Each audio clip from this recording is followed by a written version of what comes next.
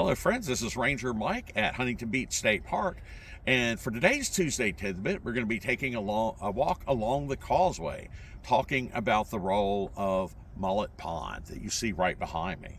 This is actually a managed impoundment that was built by Archer and Anna Hyatt Huntington back in the early 1930s.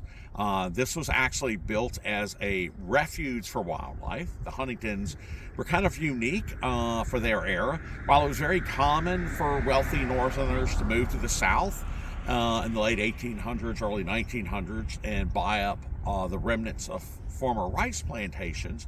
In every other case that I'm aware of, it was to manage those for their own personal hunting preserves. The Huntingtons were unique, however. They wanted to manage their land for the protection of wildlife. They were both concerned that overhunting was going to lead to a very steep decline and maybe even extinction for a number of different birds.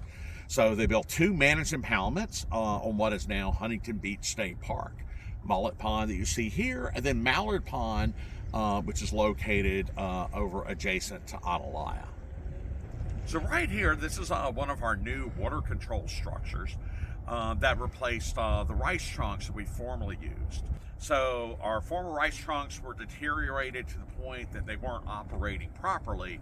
So we've been replacing those with these newer water control structures.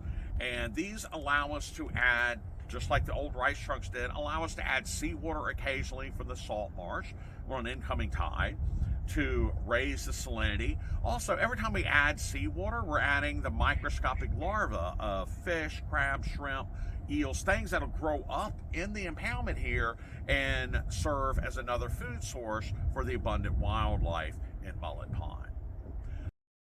Also, these water control structures allow us to raise and lower water levels as need be. And that's important for properly managing for the growth of the widgeon grass.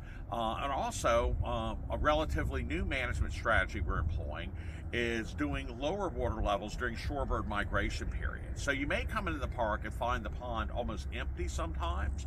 Those mud flats are important. They are feeding literally thousands of migratory shorebirds that are passing through coastal South Carolina during the spring and the fall. Huntington Beach State Park is considered by many folks to be the single best birding spot in all the Carolinas. More species of birds have been seen here than any of the other places.